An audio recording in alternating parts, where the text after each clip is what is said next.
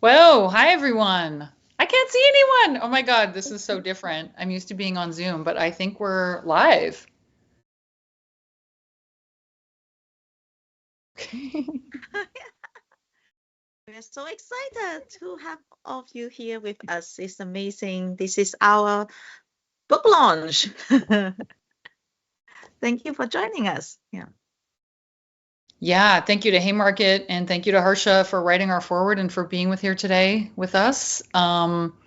We have a pretty loose plan for our conversation today, but should we start with, I think I was going to start with an acknowledgement. Is that right, Elaine? Yeah?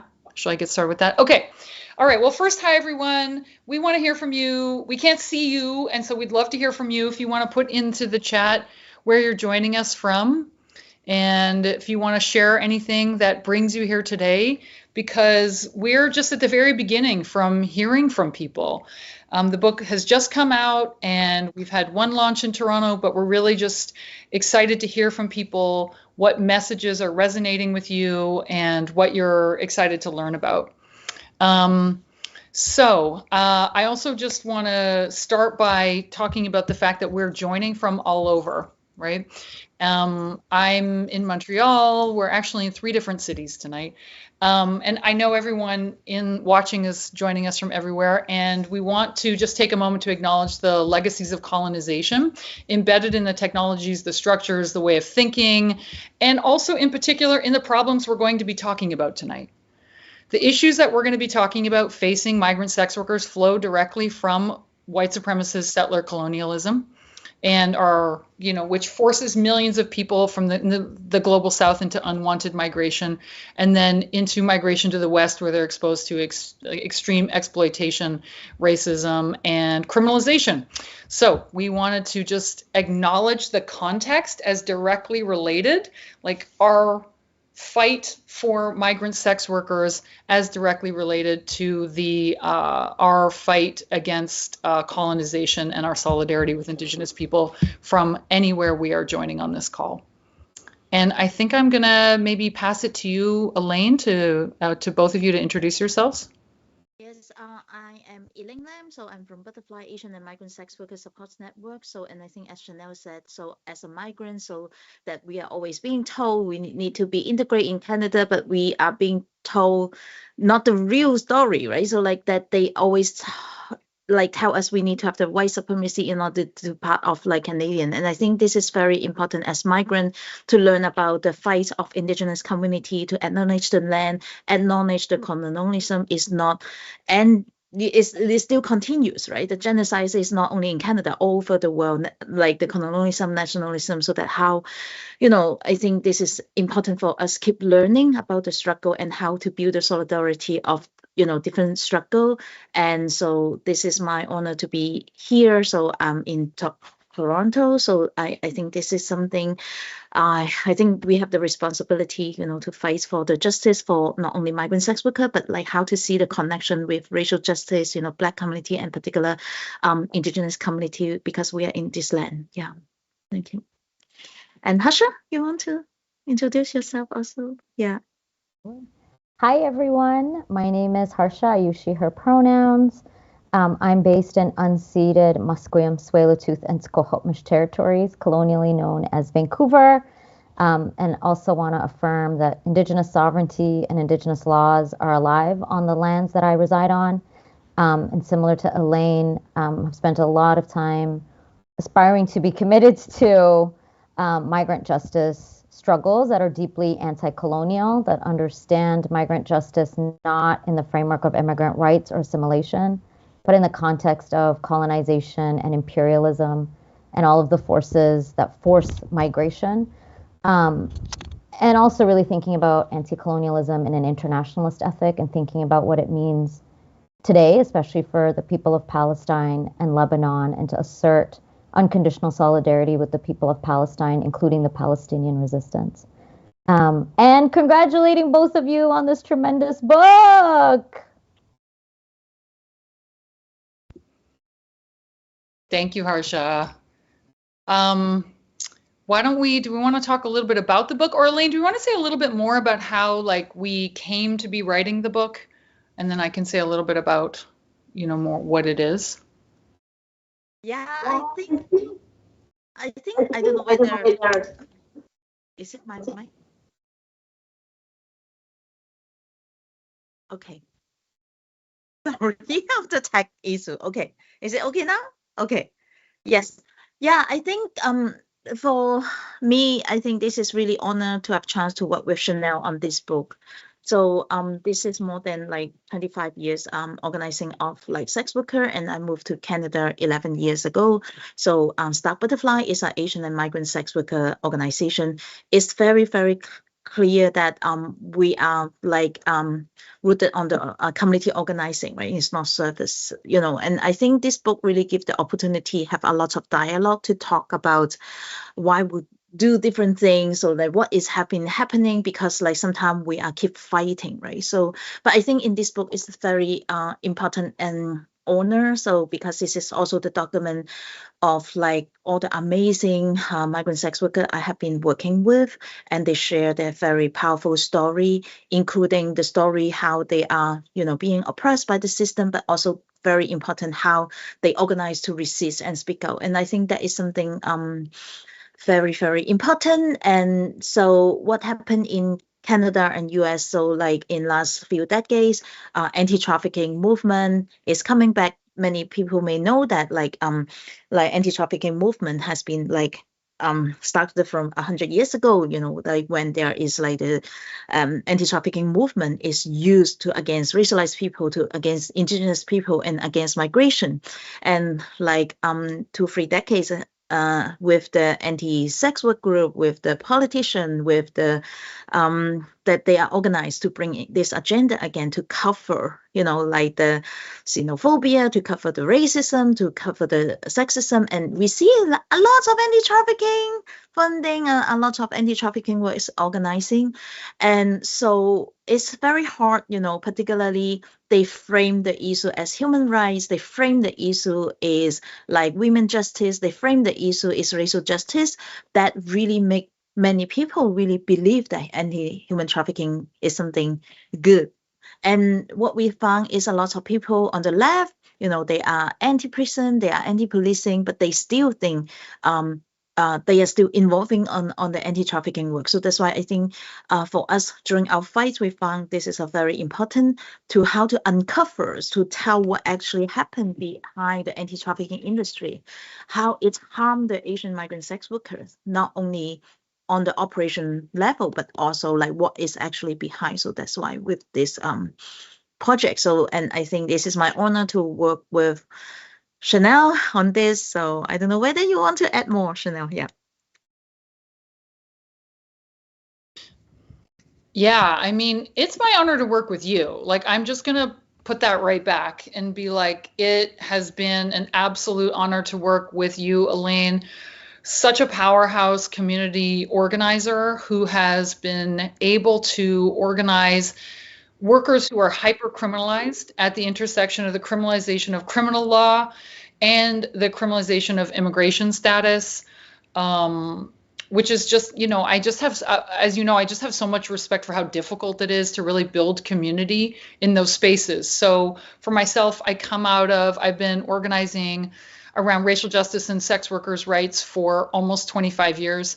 And what I saw was that I was horrified by how much I saw comrades on the left indirectly supporting the criminalization of sex work and the criminalization of migrant sex work, not realizing it always because they were supporting the anti-trafficking apparatus, not realizing that the anti-trafficking apparatus was, like the counterterrorism state apparatus, very similarly, was actually just a system of like racist surveillance and criminalization. And I often felt like I felt like I was just yelling into a wind tunnel often. Like we would try to talk about the enormous harms of anti-trafficking laws and how they were simply a repackaging of anti-sex work laws, only with more xenophobia added in more explicitly. but people saw these as protective. They saw them as benevolent. They saw them as the state. Even when, I mean, even when people like Ted Cruz and Donald Trump introduced anti-trafficking legislation and said that it would be good for immigrants and women, and the left would believe them. And I felt absolutely like it was crazy making to see that level of support for these carceral institutions that were doing so much harm to people in the sex industry, and in particular, racialized sex workers, poor and working class sex workers, trans sex workers, and migrant sex workers.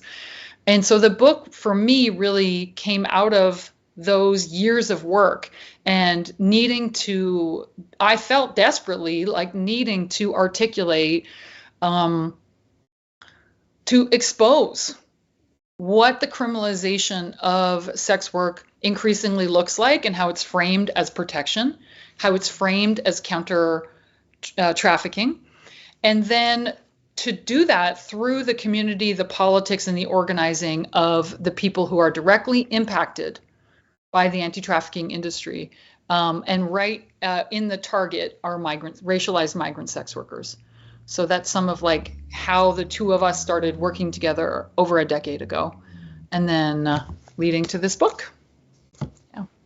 So that's why we call not your rescue project, right? So that we see so many what we call anti-trafficking industry, because like not only like the politician, government, law enforcement, but a lot of like non-profit organization, we see like people run the media, and also like healthcare, and also like all the people jump in to join this industry, and many people actually benefit from that. They got funding, they got power, and then the state can continue the violence by using the name of protection, right? So that's why I think this is really, we hope that through this book, we keep saying this is not the book put on the shelf, not on the bookshelf. This is a book we really hope this is a tools for movement, so that you learn about, you have chance to hear the voice of the community. You can have chance to learn about what actually happened to their life, how the trafficking work is harming them, but also like to have chance also knowing like what actually happened behind the scene, and then how you can also be part of the movement to bring the change together, right? So, and Harsha, you have written an amazing forward for us, and then you have like done so much of like migrant organizing, and also like you also bring the movement together. But I would love to hear, particularly in like this challenging time, so that how do you think about this book, or like how this book maybe can be used, like to in the movement? Yeah. Thank you. Let me first start by saying this book is just incredibly important, and just so much gratitude to both of you for putting it out there in the world. I know that as organizers, finding time to write when that's not, we either don't have time for it, or we don't consider it our skill set or our craft, takes a tremendous amount of labor and love. And so deep gratitude to both of you for finding time to do this for us. Like, it's really a collective gift that you have offered. And by bringing in so many voices of your comrades from around the world who are involved in the struggle. So deep appreciation for that. And, I think this book is so important for a range of reasons. But let me start by saying, listening to you both talk, one thing it reminded me of was, one of the first times that I learned around the harms of trafficking was probably about 20 years ago. I think it was 2004 or 2005. There was a raid on a massage parlor in Vancouver where I live. And, as we see with all raids on massage parlors under the name of trafficking, all of the migrant sex workers were detained in the jail well, actually in Vancouver, some of the temporary holding cells are under the public library. Like, that's how immigration functions. Like, under our largest public library, there are immigration detention holding centers. And so, we were out there, trying to figure out how to get these folks released. And we learned through the kind of pro bono lawyers that we talked to that basically the migrant sex workers were offered temporary visas to remain in Canada if they reported against their traffickers, right? And now this is something that we know is a pattern. And that immediately made so obvious that people were being used in a carceral context, right? So not only is the racist surveillance and the criminalization of immigration and the illegalization of sex work, like all of the things were operating together to basically justify feminist deportations, right? The logic was that if people were trafficked, they didn't actually want to be in Canada. So Canada emerged as the savior who would deport migrant sex workers because they were actually trafficked against their will. And as abolitionists, like that's the very obvious oxymoron, right? The same way that feminist jails are an oxymoron, feminist deportations are an oxymoron, right? There's no such thing as a feminist deportation. And so the ways in which the trafficking narrative, the savior narrative, the way that the state emerged as a savior, when in fact we could argue the state is the biggest trafficker of people, forcing people into exploitable work conditions in so many different ways. That became really obvious. So that is repeated over 20 years. So I offer that just by way of like, this has been going on for such a long time, and it is so important to highlight because the trafficking industry has only gotten stronger. There are only more and more laws under the kind of anti-trafficking guise that capture everything. Like they're in every aspect. You travel in airports and there's those ads that say, have you spotted a trafficking victim? Call us. And it's basically calling the cops on people. And of course, it's racialized surveillance, as you both said. So I think this book is important for a range of reasons. One is because the anti-trafficking industry is seeping into every sector of life, right? It's like in hospitals, social workers, schools, every kind of public sphere where people are thought to be doing social have become the kind of border guards of the anti-trafficking industry. The second is I think it's really important because for any of us committed to abolition, I think migrant sex workers really are at the front line of facing up against almost every system, if not every system, of criminalization, right? You're dealing with the cops, you're dealing with city officials for bylaw infractions, you're dealing with ICE, you're dealing with immigration, you're dealing with bosses. Like every single aspect of one's life is criminalized, illegalized, and under surveillance. So in that sense, migrant sex workers who are enduring the most systems of criminalization have the most to offer us about abolitionist practices of how to stay safe. And the last thing that I would say is, again, it's often kind of considered as, like migrant sex workers may sound like a siloed issue, right? It's like, it's so siloed. Migrant sex workers sound like such a small community of people, if you will, in the context of the left. But really, I would say, similar to how migrant sex workers are enduring some of the most intense forms of illegalization and criminalization, they're also at the front line of enduring some of the worst aspects of racial capitalism, right? In terms of labor exploitation, intense precarity, no rights to unionization, constant threat of deportation, manufactured vulnerability, right? The only time that the vulnerability of migrant sex workers is talked about, it's in the context of either, of kind of savior politics rather than these root causes of racial capitalism and immigration, right? So instead of white savior politics, we need to actually look at what are the conditions that are creating these manufactured conditions of vulnerability. And those are the manufactured conditions of vulnerability for workers everywhere, right? Like the conditions of capitalism and colonialism that make it so that people are vulnerable. So I think for all of these reasons, it's really important to understand how critical the fight for migrant workers, sex workers' liberation is to collective global liberation. Yeah, and I think that is the book. I think we have a lot of conversation. I think this is the project. It's not just start writing. We have a lot of conversation. Exactly what you say, like in this context, like how like the system actually create the vulnerability, so that, and also like that is not the vulnerability of migration and sex work. So this is the problem of like the xenophobia, the problem of colonialism. So like how is the problem of capitalism, right? So but then they scapegoat the migrant sex worker, and before they saying you're a bad woman, you're a criminal, so that's why I deport you. Now they do the same thing, but they have the new label, say you're the victim, now let me to rescue you. So I don't know whether Chanelle, you would like to give the overview of the book, to help people to know what is inside. So and then maybe we can share like some of the highlight of the book. Yeah, Sure, yeah. Is my sound okay? It's not echoing anymore? Sounds okay? Okay.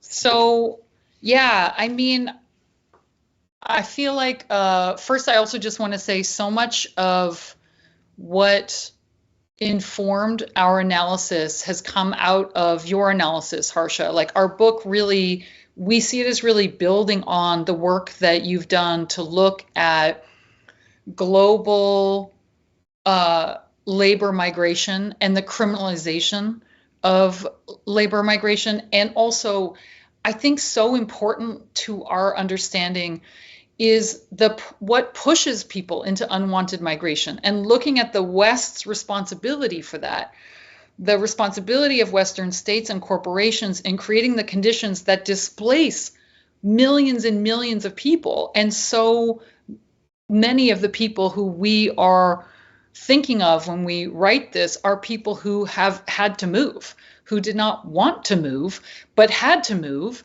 and are choosing sex work as a better option than temporary foreign worker visa permits. And people's minds are, when they imagine who sex workers are, the first part of the book is called Migrant Sex Worker Realities. Because people are like, okay, but then like who are these? Who are migrant sex workers? People can't even conceive of what we're talking about. And often migrant sex workers are older than they think they're going to be. You know, I think it's something like half of the workers in massage parlors in Toronto are over 45. And that's not people's image. They're not seeing a middle-aged or older immigrant woman who has chosen to work in a massage parlor over working in a food processing facility because it is a much superior option to her. Largely, I mean, we break it all down. We have a chapter called Who are Migrant Sex Workers? And it's followed by the next chapter is Why do migrants sell sex? And we just lay it out very clearly about who we're talking about and about why this is the best choice for some people. Not necessarily that it is the best work for them, not necessarily that people are happy with the fact that they have had to migrate. Many people don't want to. They don't want to leave home, right? Not necessarily that they enjoy sex work as a job, but that it is why it is a better option. And that's so the first section of the book is just really countering so many of the stereotypes. Who are migrant sex workers? Why do they sell sex? And then the third part of that chapter, that section, we move into migrant sex workers and state violence. What are they dealing with? And instead of this fantasy of this cabal of traffickers who were always imagined to be racialized men, violent, racialized outsider immigrant men, importing and coercing migrant women. Instead, we look at the predator, which is the state and the police. And the second section of the book is on migrant sex workers and state violence. And we introduce the anti-trafficking industry as one of the central institutions of state violence against migrant sex workers. And we look at the history of it, where it came out of, how it's actually about 150 years old, about how the anti-trafficking industry has trained the public to actually serve as civilian surveillance, to be screening for trafficking when what they actually do is train people to look for indicators of working class, racialized migrant sex work and to report it to essentially a snitch line. And then we just look at a sampling of the actual laws. How do they do this in the law? But so importantly, our book is abolitionist. We are not promoting the simple repeal of the criminalization of sex work and the criminalization of immigration, but actually a total transformation of power relationships between sex workers and the state. It's not just a matter of better laws, and it is absolutely not a matter of better relationships with the police. It's actually ending those relationships. And so that leads into the third section of the book, which is Migrant Sex Workers Fighting for Power, where we look at what is a migrant sex worker agenda.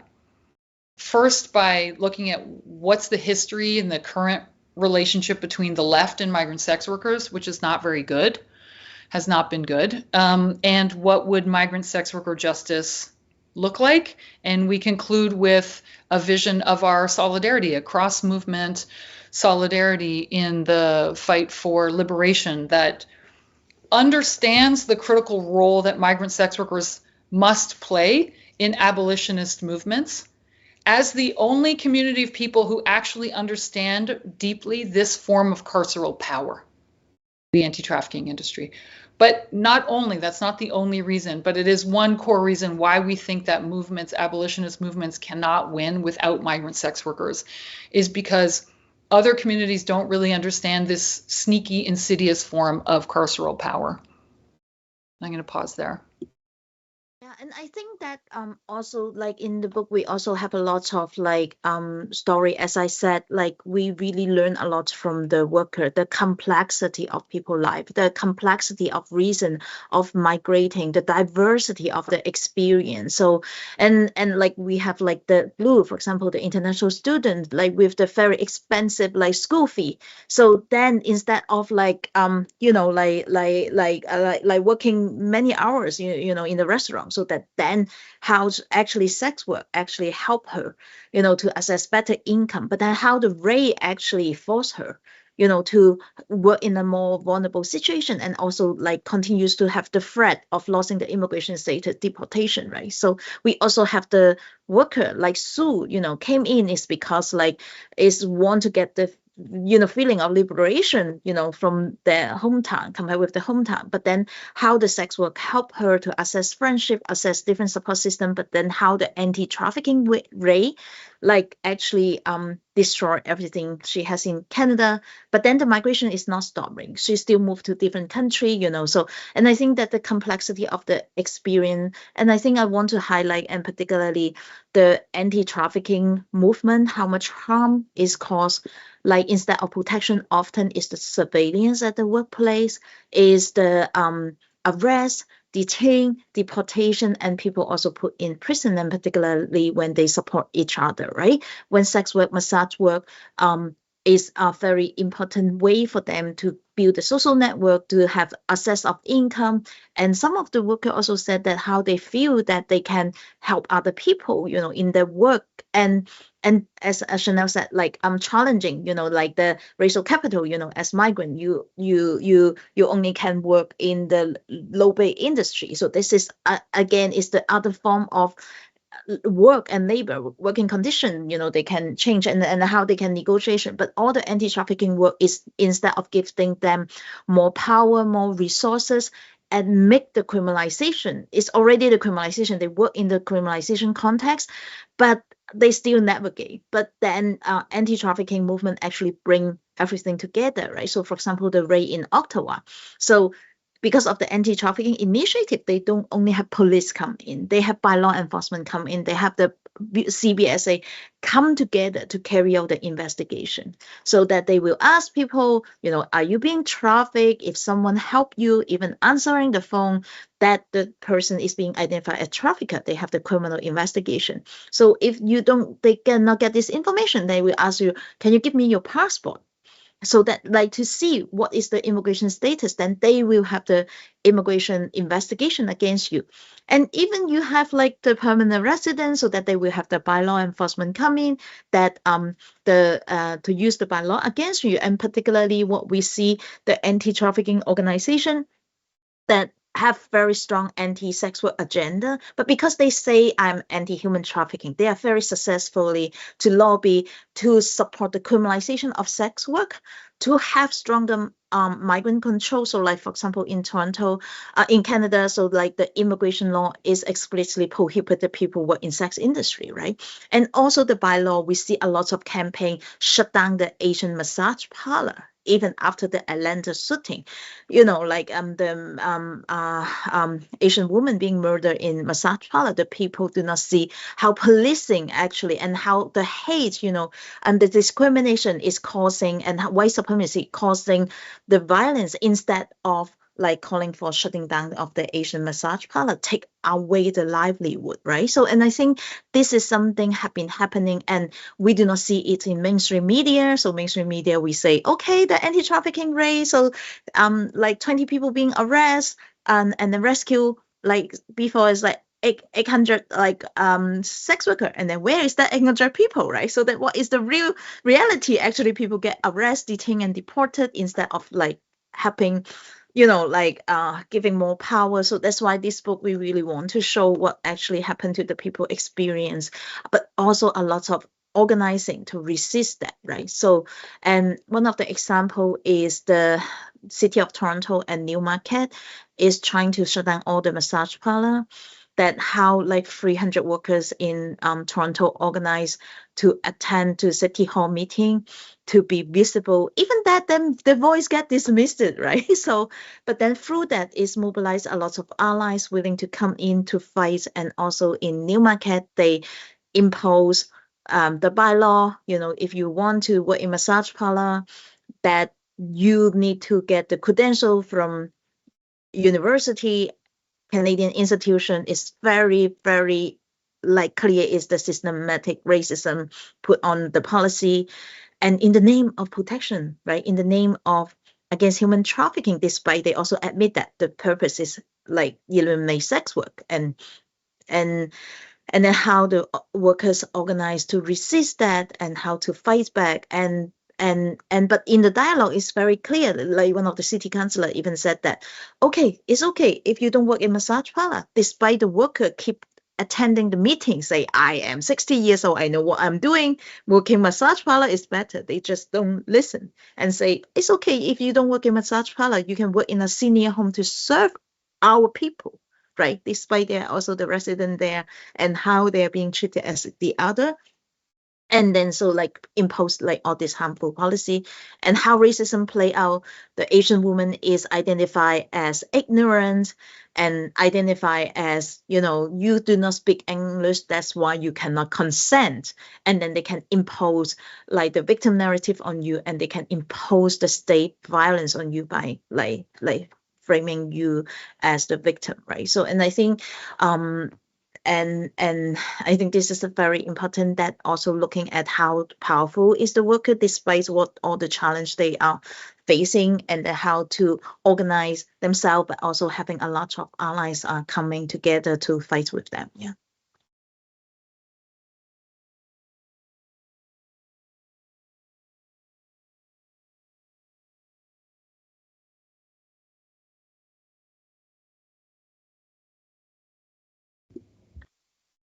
Oh, yeah. I actually wasn't sure if you were going to respond, Harsha.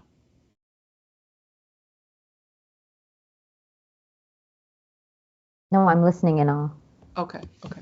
I did have a question I wanted to follow up to you with, but um, yeah, a lot of what Elaine described, we go into in a little more detail in the book. So, for example, she was talking about how one of the ways that there's so many ways that there's so many like sneaky ways that the state tries to target migrant massage workers. And one of them has been, again, they try to do it in ways that look race neutral. So they'll do something like, they'll be like, we know that massage parlors are a known site of trafficking based on nothing, right? So first of all, based on nothing. Then they'll say, in order to combat trafficking in the massage parlors, we are going to insist that the workers become licensed in massage techniques. And in order to work in a massage parlor, you have to graduate from like a 2-year full-time English speaking training program, which looks and sounds race neutral, but in effect, then none of the working class Chinese migrants can get this credential. And this is a way that the state can appear to be like a liberal, human rights advocating government that is working to combat human trafficking in the massage sector, while actually what they're doing is completely pushing out working class Asian migrants out of gentrifying areas of their city. That's actually what they're doing. So they'll do something like that, right? With these like licensure changes, which the rest of the city isn't paying attention to, doesn't think is important, because they don't understand that what's happening is this it's kind of like this internal deportation from the city out, right? Trying to push migrants out of the city. Or more heavy-handed. See, that's actually a much easier and sneakier way to do it. So we've got a whole section in here on municipal bylaws, because that's actually a much more effective way for the state to control, exploit, deport migrants than using the heavy hand of the criminal law, which takes a lot more resources and requires a much higher standard of proof, right? The criminal law is, instead of, would be, for example, doing a series of raids. Now, that would be, for example, where the police break down the door of a massage business. Everyone is terrorized, guns drawn. The workers who they're there to rescue are lined up against the wall. They're strip searched. They have everything they own searched. But why would the state want to do that? One of the reasons is then they're authorized to seize all of the money on site as proceeds of crime. And we have evidence of raids happening where police units have netted $500,000 in a series of raids, which they got to keep 80% of. So, but the media will report on that as a rescue, even though everyone caught up in that raid is then loses their job, loses their housing, and in some cases faces criminal charges, and in other cases are deported. But this will all be presented as a rescue. And it's one of the things we want people to understand. Like, you have to read our book to understand how they're doing this. Like, how do they do it? How do they get away with it? How do they talk about it? And the book really helps people be able to see it, open their eyes and see what the government is actually doing under the guise of protection. It's one of the things I wanted to ask you about, Harsha, which is like, basically, we'd love to hear you talk more about how you think, how you think the book can actually be useful to people. Where do you see, who do you want to read this? Why do you want them to read it? Where do you see it being a useful intervention? Yeah, I think it's a useful intervention literally everywhere. I think it's a useful intervention for abolitionists for the reasons that we've been talking about, which is that, in order to understand the extent of carceral power in our societies and communities today, it is so important to understand the ways in which the carceral state is enacting violence against migrant sex workers, because its tentacles are everywhere, right? It is the overt criminalization, but it is, as you both are pointing out, all of these other ways that it functions too, right? Under the guise of anti-trafficking, under the guise of bylaws, it intersects with immigration and criminal law. It's happening in the so-called helping industries of social work and hospitals, right? So to see the kind of hard and soft power, I don't really think there's a distinction between, but in as much as we might think of the more intense arm of the state versus the more insidious bureaucratic violence arm of the state. So I think as abolitionists, it helps us to understand how police is more than just the police, it's policing, right? So we know this. And so migrant sex workers are enduring many forms of policing, many forms of laws and criminalization and illegalization. So I think as abolitionists, it's necessary to read to help us understand the extent of carceral power and all of the many ways that it shows up. I think it's important for migrant justice, immigrant rights organizers. Right now we're in a time where all around the world, anti-migrant xenophobia and anti-migrant racism is a linchpin in the rise of the right. That is just a reality. It's happening everywhere, particularly in advanced capitalist, colonial, imperialist nation states. It's certainly happening in Canada and the US, where migrants are being scapegoated for literally everything, right? Like the housing crisis, austerity, neoliberalism, etc. So we're seeing a very ramped up escalation of anti-migrant racism. And I think within the migrant rights movement, the struggle alongside migrant sex workers is necessary for many reasons. One is, of course, I believe it's an ethical part of our struggle. We leave no one behind. And migrant sex workers are migrants. And so it's central to our movements. But I also think, in addition to that, in a time where for many segments of the immigrant rights movement have really relied on the rhetoric of like, we are good immigrants, and really trying to fall into the kind of model minority trap. I hope that we're in a time where we realize that those kind of appeals to respectability do nothing to counter far right racism, right? Like liberalism feeds fascism.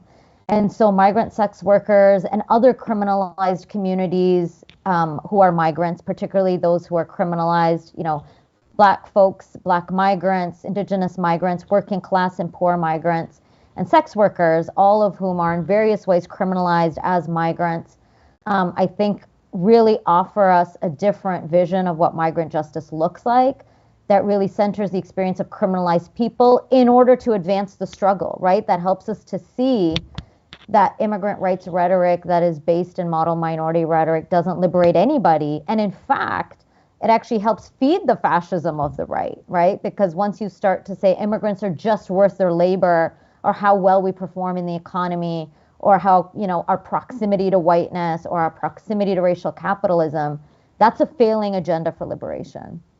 And so I think it's important for that reason.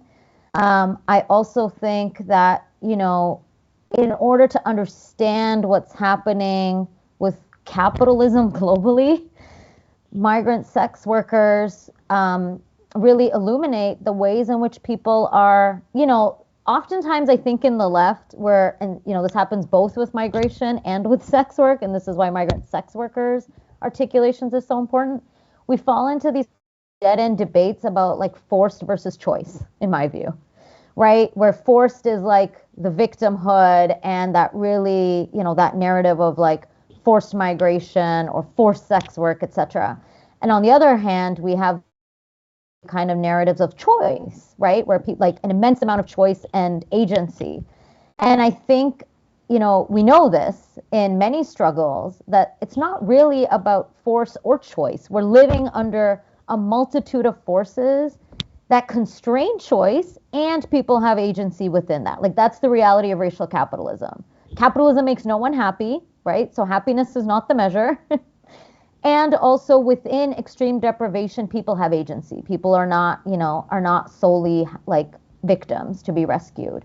And so I think there's a deep clarity and deep understanding of capitalism and how it works globally and how we can understand labor migration, how we can understand displacement through the lens and articulation and experiences of migrant sex workers as individuals, but particularly as movements, that I think helps us move beyond the debates of force and choice and really centers power, right? And centers like how do we transform power relations and how do we end capitalism and colonialism and all of the violent conditions that uphold those and perpetuate them. And so I think there's a much more transformative conversation and vision that gets articulated through this book. And so I think for these reasons and many, many more, this book is important for everybody on the left. And, especially that last point, really for labor struggles to understand, right? Because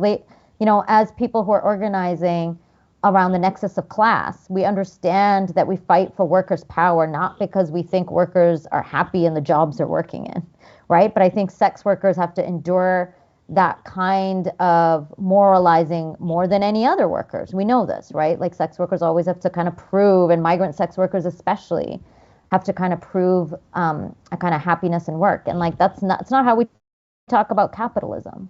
And so I think also for those engaged in class struggle, migrant sex workers are really the spear of understanding gendered racial capitalism and what it means to fight gendered racial capitalism in a globally expansive way for literally total liberation.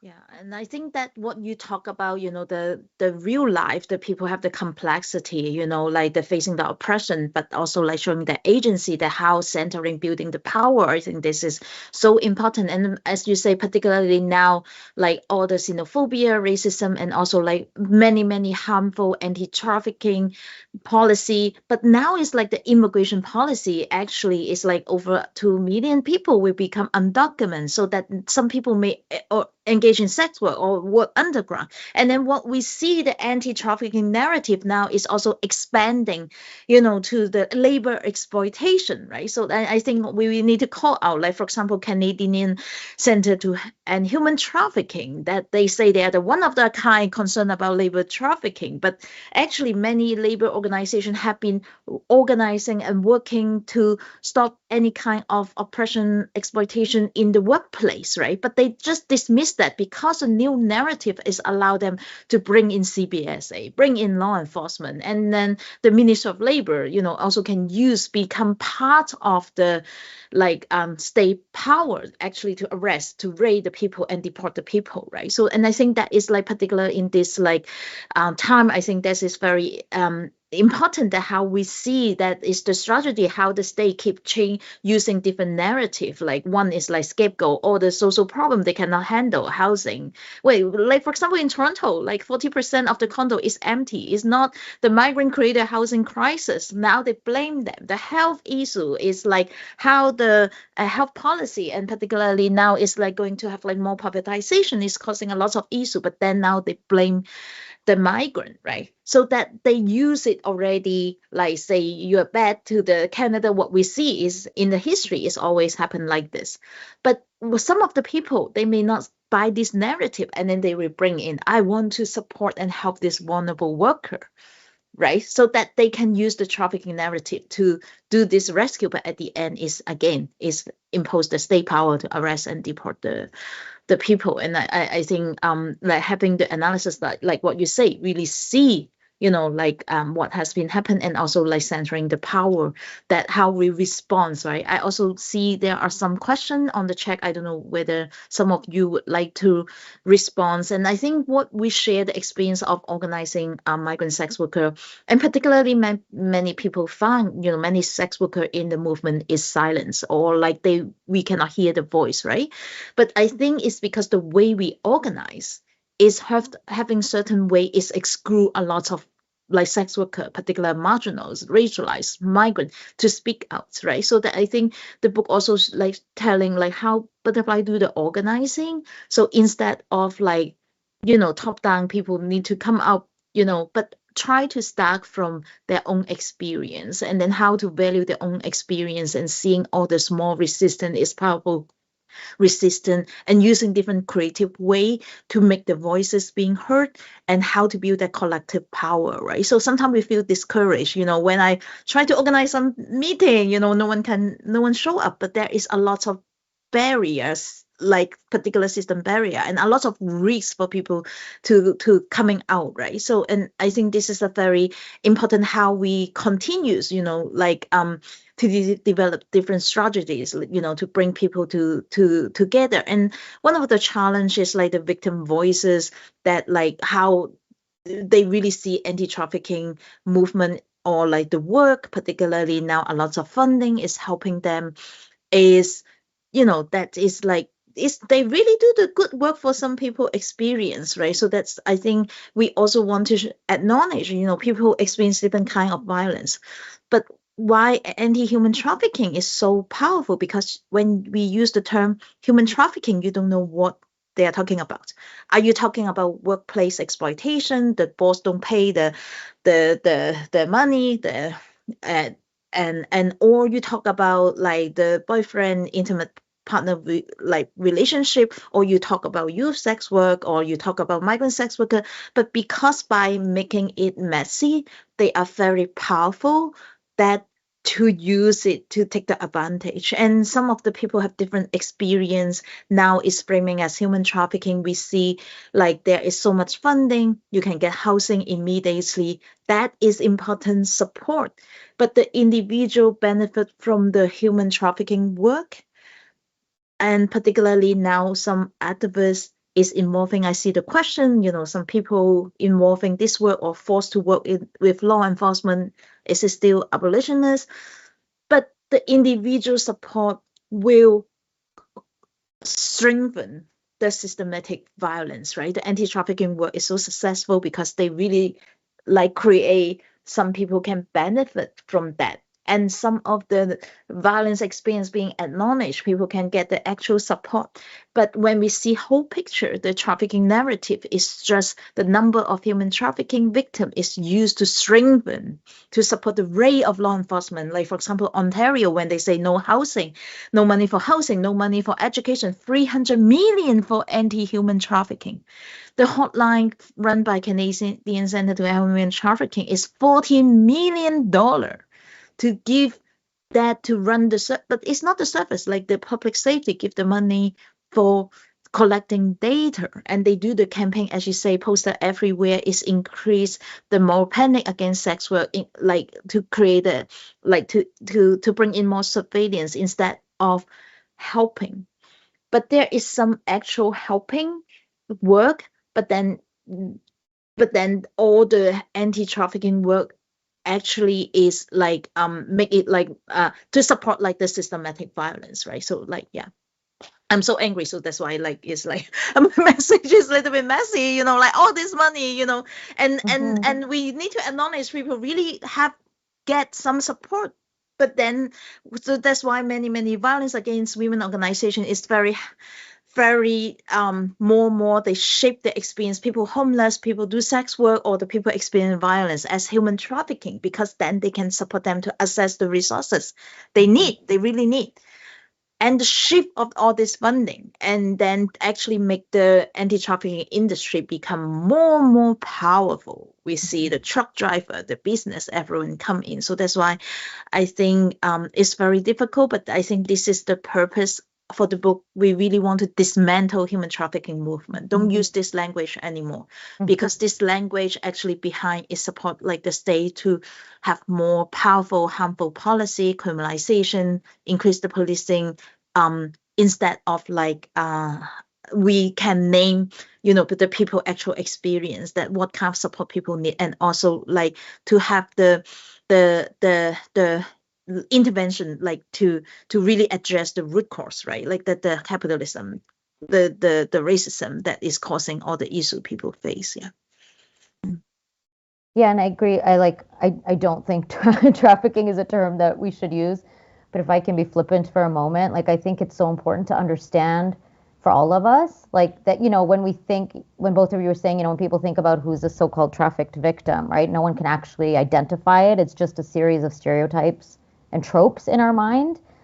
And yet the state is never considered the trafficker, right? When we're actually thinking about who is responsible for creating conditions of exploitation for all migrants, it's actually the state, right? Like the fact that people are having to work under the table, have to work undocumented, can't get paid a minimum wage or a living wage, often have visa restrictions. The state literally enables every condition of exploitation for migrants, right? And in a flippant way, I'm like, the state is the trafficker. And especially globally, we see that where right now in the Mediterranean, for example, there are these massive human trafficking, anti-trafficking initiatives to basically criminalize anybody who is moving people across the world's deadliest border. Any migrants, right? Sex worker or otherwise, all of the boats who take people across the Mediterranean are being criminalized. Billions of dollars are going from the EU into Frontex, the world's biggest border agency. And, you know, all of that is happening. And all of this narrative gets created around who are the smugglers, who are the traffickers.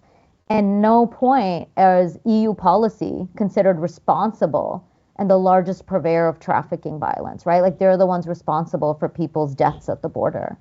And so I think, you know, it's so important to continuously reframe these issues in the context of state violence, because the state is constantly responsible for creating the conditions of exploitation, but then gets away with it by trying to suggest that civilians and so-called organized crime and like largely racialized men and networks of racialized men are somehow responsible for exploitation, when in fact the primary source of people's violence, particularly for migrants and migrant sex workers, is the state.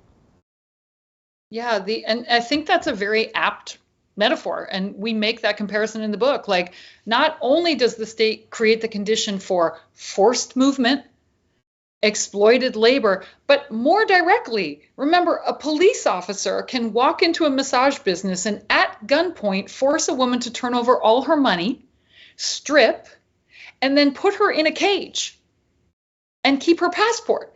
They're authorized to do that. They're doing that every night, everywhere in North America. There are raids happening on massage businesses which replicate everyone's nightmare of what a human trafficking gang is doing. The human trafficking gang are the cops. They are fully legally authorized to seize all their money, their passports, and put them in a cage at gunpoint.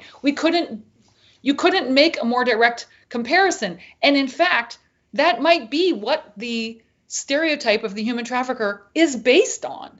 What actually happens by cops who do use weapons of violence. Then there's also the sexual violence they commit against workers. On top of that, the physical violence against workers. And so it's like, it's a very apt comparison. Like, we don't want to use the language of human trafficking either, but we're like, if you're going to, then point it in the direction of the cops in the state who get to do this legally every night in a way that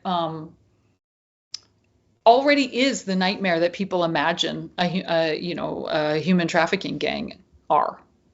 And I think that in addition to the sex worker or massage worker themselves, right? Because now we like many people talk about mutual aid, we talk about like community support, we build the system, but actually all the mutual aid and community support is being criminalized also, right? So not only the sex worker themselves would be criminalized, but anyone helping them or working together, help them to do translation, helping to do advertisement, even driving them to other different places, the client that offer the support, all is being criminalized to like then expand the criminalization, not only the worker, but all the people related to them, right? So, and I think this is something, so that's why we really hope that the people will see, human trafficking is being framed as something human rights, protection, but actually how to see actually it is a huge system of carceration and with the name of protection. And I think our book also talk about how expand it to the social work, right? So like also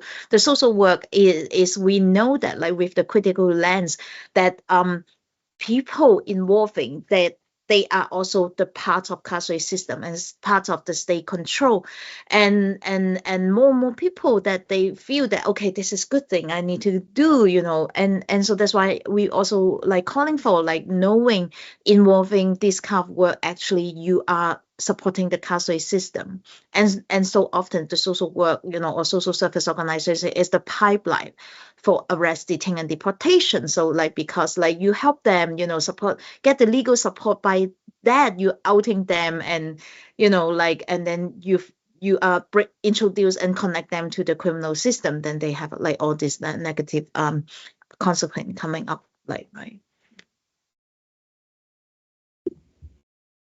Elene, do you want to move to questions? Yeah. So.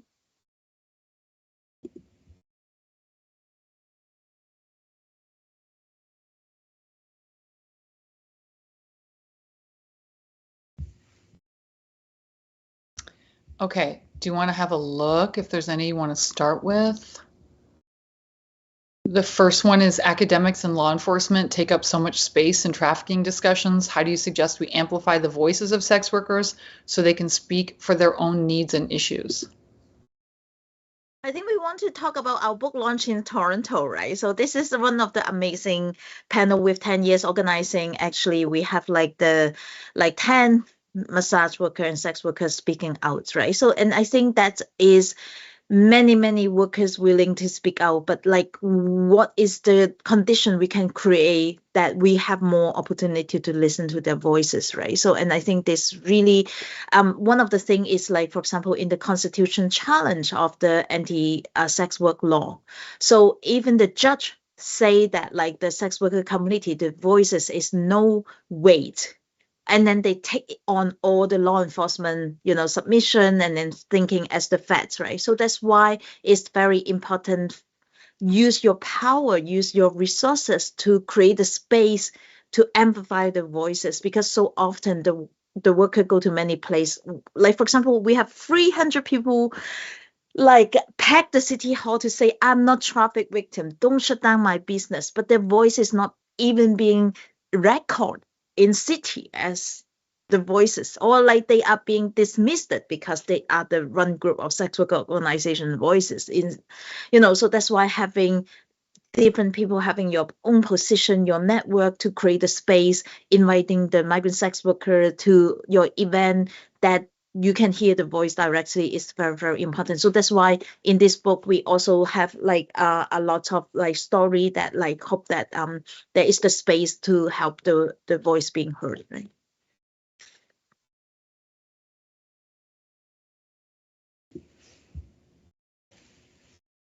Okay, the next question is just how people can buy it in cash for a sex worker who cannot use credit. You can't get a credit card due to being a known sex worker. How can folks get the book in cash, which is an issue for sex workers because sex workers are not permitted to bank, not permitted to use bank accounts and credit cards related to their sex work. And also that like how, internet and financial institution is also like is the space of surveillance, right? So like that is also like and also more and more like anti-trafficking initiative is working with the big corporate, including internet company and also credit card company, to just like for the marginalized sex worker. So that is and then how they use whatever law they can use. Like one of the law, massage parlor is being targeted. I'm trying to like as you run the business, you need to register as business owner. Now they are thinking how to use the business law also against the massage parlor, that you can see how they expand the carceral web. So yeah. And in terms of getting the book without a credit card, I think you can just request your local independent bookstore order it. You can also request that your city's public library system order it. And we would highly encourage people to do that, to ask there's a way that in every city you can ask your public library system to stock a book. And so please do, and ask your local bookstore to stock it as well.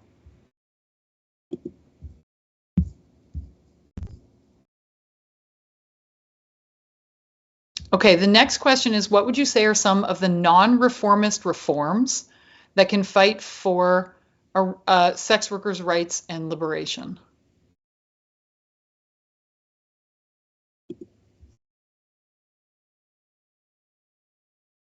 Do either one of you want to try it, that one?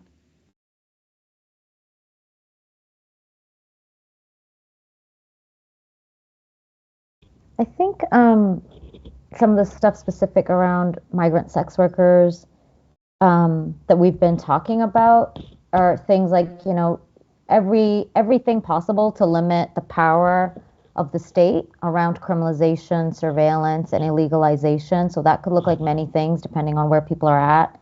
But, everything from municipal bylaws that facilitate the criminalization and surveillance and pushing out of migrant sex workers. All of the, immense regulation of migrant sex workers that falls under immigration law. There's so many aspects to that, but really just a punitive system of restriction around immigration, and really advocating for status for all migrant workers. That all migrant workers have the right to remain in Canada or the US or wherever people are, so that people are not enduring levels of precarity in all aspects of their life, whether it's not just around the regulation of work, but the lack of full immigration status affects every aspect of one's life. Ensuring that migrant sex workers have the ability to access all of the different social services that everyone should be able to access, right? Like universal health care, EI, and really advocating for that for everybody. And so I think, so many of the non-reformist reforms that we advocate for in our movements apply to migrant sex workers, but they're really at the nexus of a lot of them. So really thinking about the ways in which state regulation, criminalization, surveillance, and immigration all really work together. And I think really fighting for decriminalization, because I think the one thing in particular to be cautious and thoughtful about in specifically the fight around sex work is the ways in which some fights for legalization have really left migrant sex workers behind, precisely because migrant workers are illegalized already. And so thinking about the difference between decrim and legalization, right? Like one is really about removing the power of the state from people's lives, whereas legalization, in the absence of, total liberation and really migrant status, can sometimes really hinder the fight for migrant rights and for migrant sex workers, because then they are the ones who are left behind. And I think that like what is the way to give the power, give the resources to the migrant sex worker hand, right? So like that, I think this is something is take away the state powers, take away, the rescuer power, but like all the like power and resources, how we can have different way that is on the hand of the community, right? Yeah. Yeah, like essentially what we talk about is that the police should have less power, less money. I mean, anything that reduces the power of the police is good for people who are criminalized. So we've got a section in here that is specifically on non-reformist reforms, like what is a migrant sex worker justice agenda? What are a series of abolitionist reforms? And then, like Harsha was saying, eliminate deportability.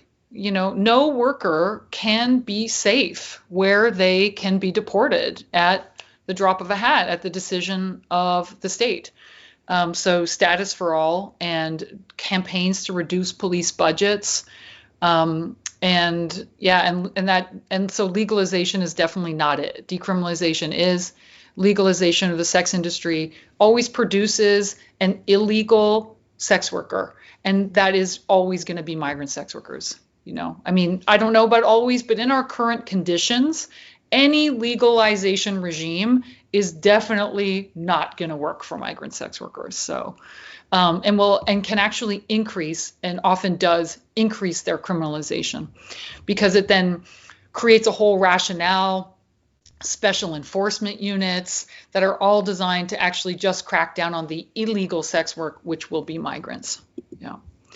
Okay, I'm going to move to the next question, which is, I think I think both of you, I'd be interested to hear from you on this. Given the intense surveillance and criminalization, how do you recommend people interested in helping to fight for liberation within the industry participate without putting vulnerable workers at risk? And I know both of you have experience working with criminalized workers. And so I'd be interested in hearing what kind of guidance you give to people who are like, I want to help, but I don't want to actually expose people to risk. I think I just start with like what you guys mentioned about like to support the bigger movement, right? So the status for all, the full decriminalization of sex work, and also like the anti-policing movement, but also like let the migrant sex worker lead the movement, right? I think this is so important because like when we jump in the movement, before we talk about what we can help, that how much harm we may also cause, right? So that's why having the leadership from the community. And I think particularly in this difficult time, how to have the creativity is very, very important. How to have the creativity to challenge the rules, expectation, and challenge different kind of oppression, then how we can come together. And particularly as marginalized people, racialized people, already every day they need to have that kind of creativity to resist, right? Because they already live in the very criminalized situation. So, and I think that how to have the leadership from the migrant sex worker, and then how you have used different of your resources, power to support that. And I think our fight in City Hall really, really showing that like how the worker advocate what they want, and like how to mobilize different allies to come and then having the leadership from the community. Yeah. Harsha, you want to add? Sure. I'm realizing I'm having a weird hair day. It's like poofing up everywhere. I think, I think one of the things that I'm always thoughtful about in organizing is how, like a lot of times I feel like we get kind of caught up in these dichotomies around either assuming that folks are able to really be out there and then we're doing more harm than good. And the flip side of that is like sometimes we think that people have almost no power and are like always at risk. And so I think it's threading the needle really carefully, never assuming either way. But I think really the basis of all of it is always just like organizing practices, which is, meet and find folks where they're at and find out the ways in which people are already resisting, find either existing networks of migrant sex workers, the spaces that people are accessing, the informal ways in which people are connected. That's always a reality. Once you find one person, you realize they're connected to 20 other folks in community. And so it's really about just going back to the basics around community organizing, right? Which is like, how do we connect with folks where they're at, find out what people are always doing. I mean, that's one thing that is all the case. It might just be that we don't know what's happening, but it's already happening. So finding ways to amplify it, finding ways to resource it, finding ways to support it in a good way, right? Like knowing when to step up and knowing when to step back, when it makes sense to really leverage where we're at, and not put people at risk, but using what access we have to bring people's voices into the room. And other times creating the conditions for people to show up, like at City Hall, right? Not assuming that people won't take on those kinds of seeming risks, because part of the process of community organizing is building collective power, right? That the kinds of conditions where one person may feel at risk, those conditions may change when people know 300 people are alongside, right? And organizing is all about changing the conditions so that we can be braver together. And so I think, to me, that's what it's always about. And it's about finding out where folks are at and meeting them where they're at and building collective power.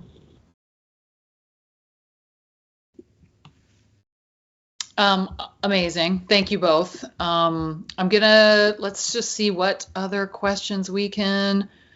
Okay. We've got a bunch more, so we might need to, let's see. Yeah, we've got like 5 more. So let's see what we can, I've just been going through them like chronologically, but if there's, any that you want to make sure that we get to. Do any of them go together? Yeah, have a look. I mean,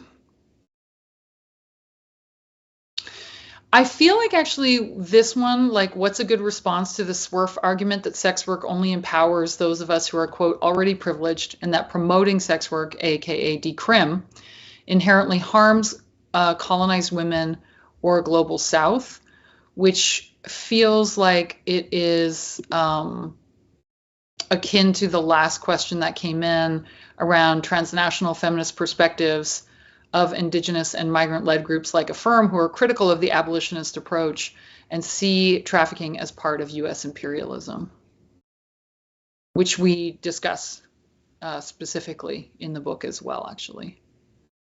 And so now you want to talk more about that, because I think one of the reasons is why we write the book is because, like, when I was in the same panel of Affirm, they have like this very like strong anti-trafficking position, like aiming of ending sex work, and then they see we are the same, but we want to say we are not the same, right? We see like human trafficking is, like that, how we see human trafficking is being picked up by the state to impose the violence is very different with, like, for example, Affirm really sees sex work itself is violent. So I don't know whether you want to talk about this. And I think this is really one of the reasons we want to have people to think more. So this way we know, like, who is the biggest human trafficker, as Harsha said. It's the state. They move people from one place to other place, and then they exploit the people, but then how the anti-human trafficking narrative is picked up by some of the abolitionists.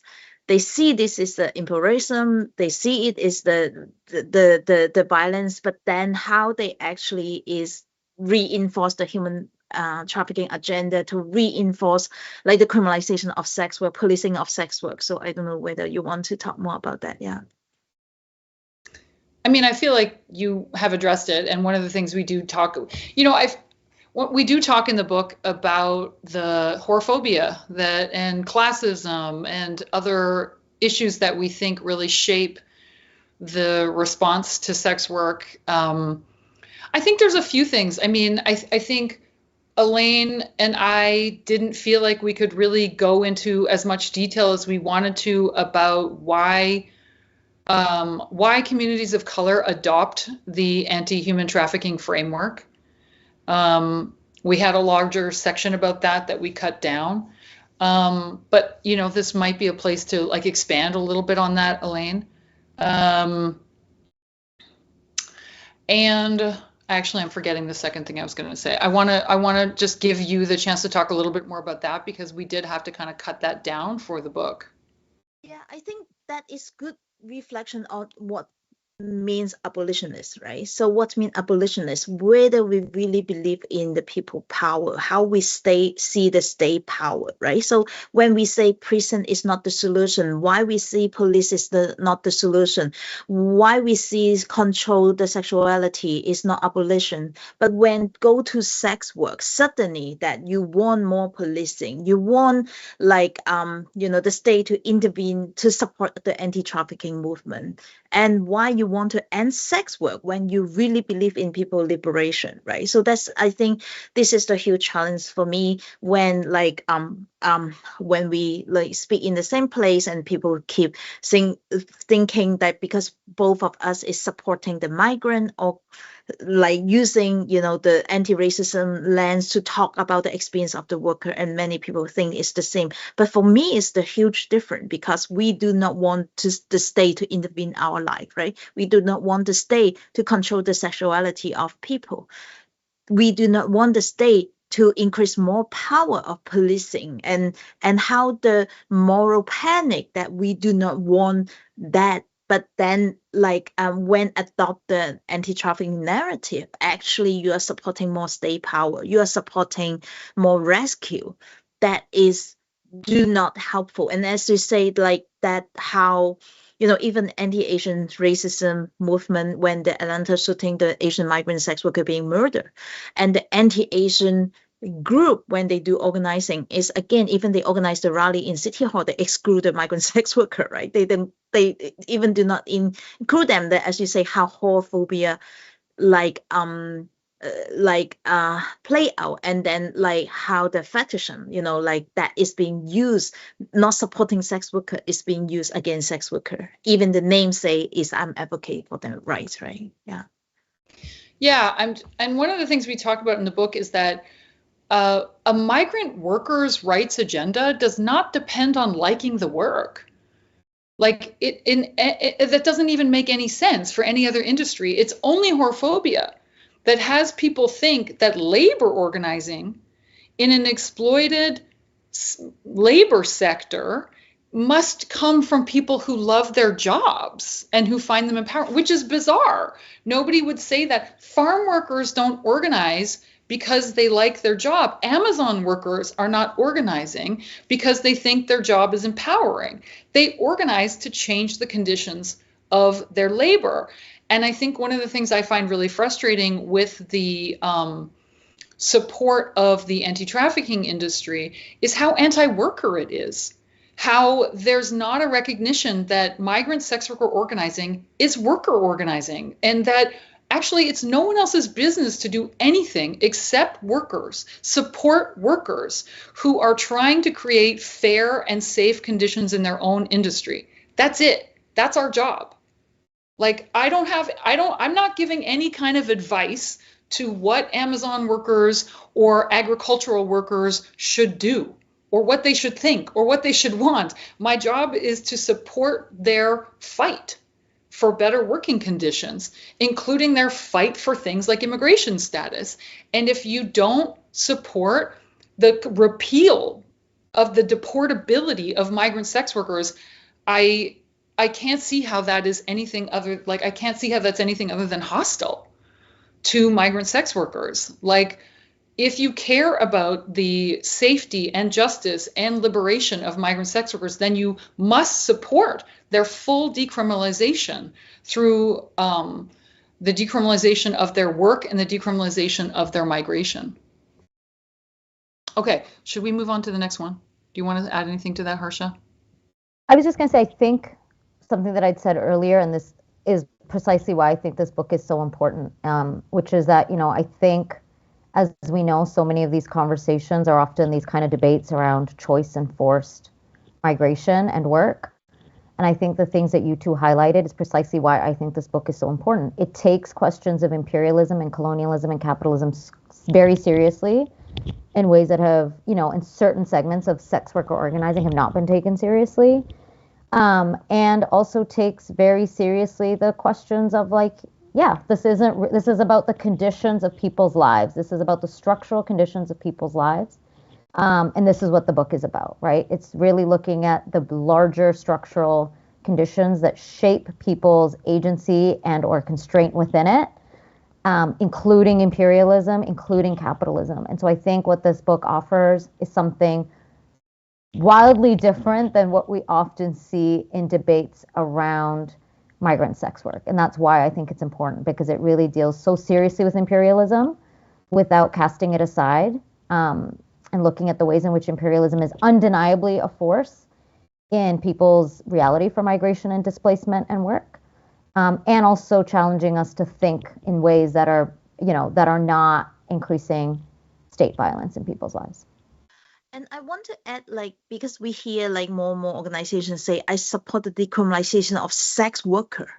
But then is actually you support the criminalization of sex work, and you cannot decriminalize by individual by continue support the criminalization of like all the working condition, right? All the thing involved in the work is being criminalized. So, and I think this is also, we also want to call for, like, you do not only support the decriminalization of individual, you need to support the decriminalization of whole industry. But of course they cannot solve all the problem, right? So we still need to address the racism, we still need to like address the racial profiling, we still need to address the racism and homophobia, like that over policing, so that all this issue is decriminalization is not enough.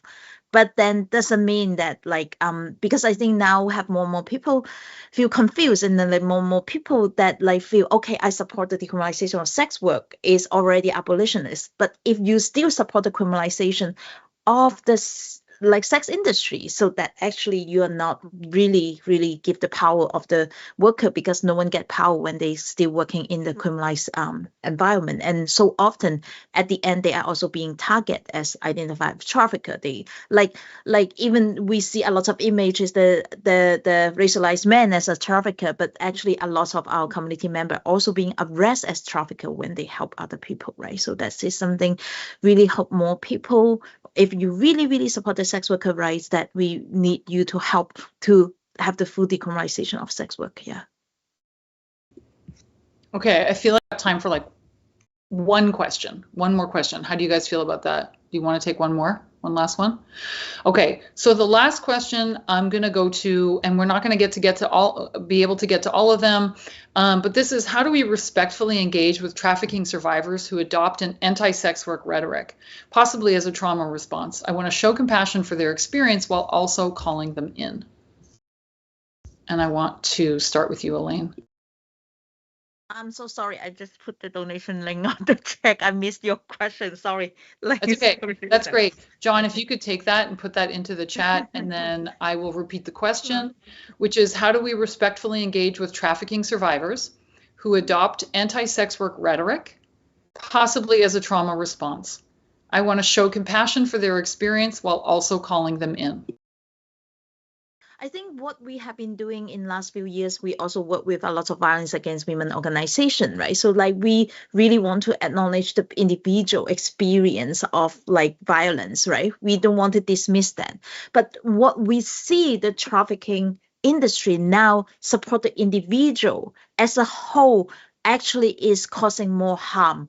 And then by engaging more trafficking work, it's expanding the surveillance, expanding the anti-trafficking industry, produce more like statistics, so that we still need to advocate more resources, to support the people they need support, experience of the violence and acknowledge the experience, but also looking at the root cause, right? So that what is the root cause causing people have the marginalization? As Harsha said at the very beginning, how the state actually is involved in create the vulnerability of the people, and whole human trafficking work actually is create the vulnerability of people that they may have like continuous experience violence and exploitation, right? Yeah.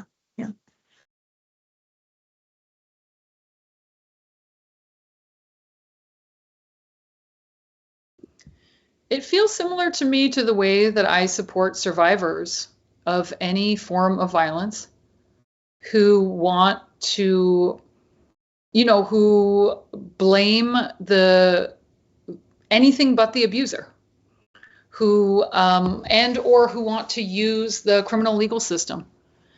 And I think that that's complex and nuanced and involves a lot of care and compassion for where people are at in their process, and being in a journey with people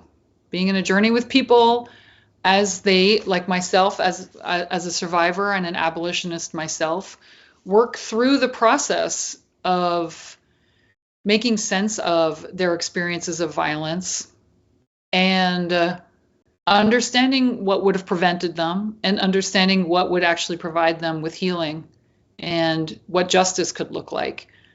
And to me, that's a very longer term loving process, not a calling out process at all. And I think also another thing we address in the book is that we do not object to survivors choosing their own language and choosing to identify as sex trafficking victims, as human trafficking victims, is their prerogative.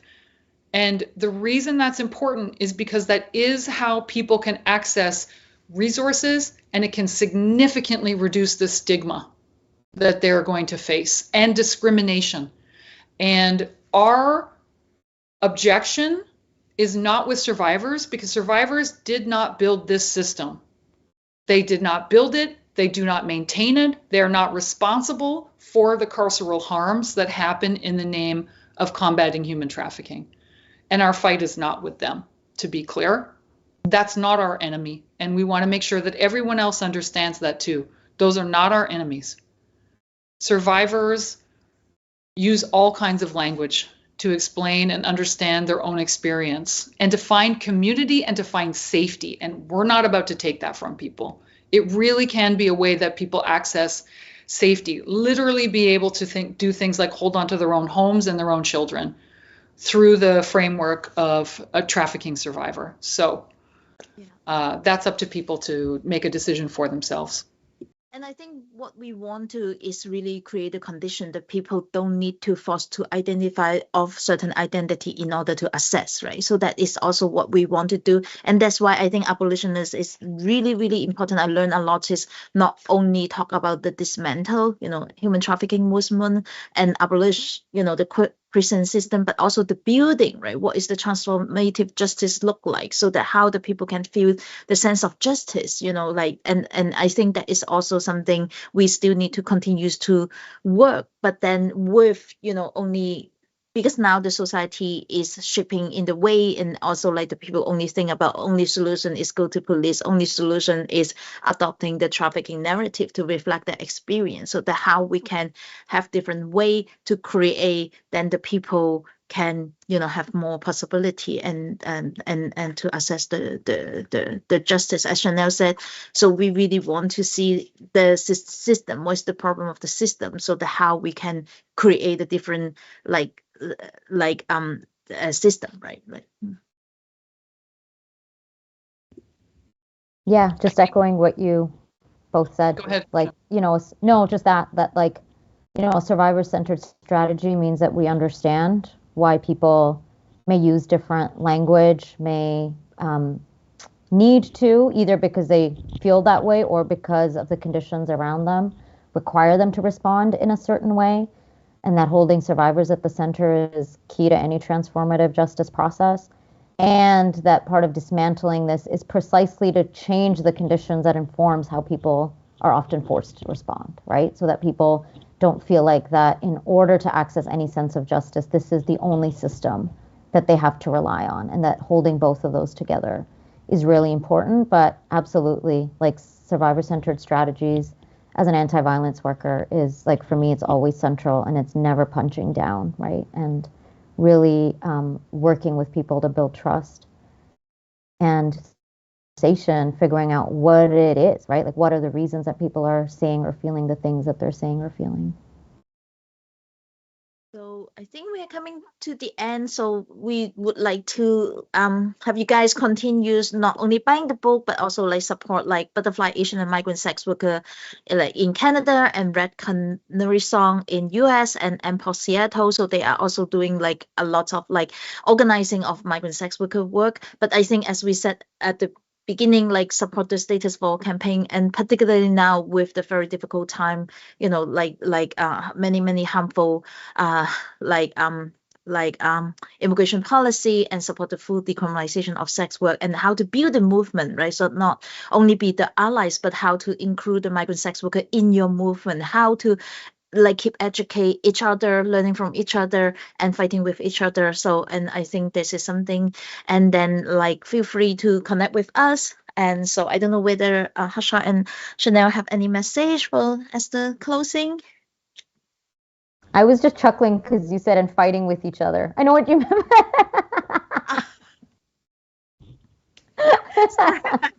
No, don't. I love it. There's so many layers to that. Yeah. Okay. Well, in closing, I want to say go follow us on Instagram and at Not Your Rescue Project Book. And what we would really love to hear, we also have an email now, which is notyourrescueprojectbook@gmail.com. And we would love to hear what messages resonated with you. Please reach out to us. This book is brand new into the world. We want to hear what resonated with you and what questions are staying with you. So that's at Not Your Rescue Project Book on Instagram. Send us a DM, or notyourrescueprojectbook@gmail.com. Reach out. We'd love to hear from you. Thank you, Harsha. Congratulations. Thank you so much. Yeah. Congratulations, sweet Thank friend. you.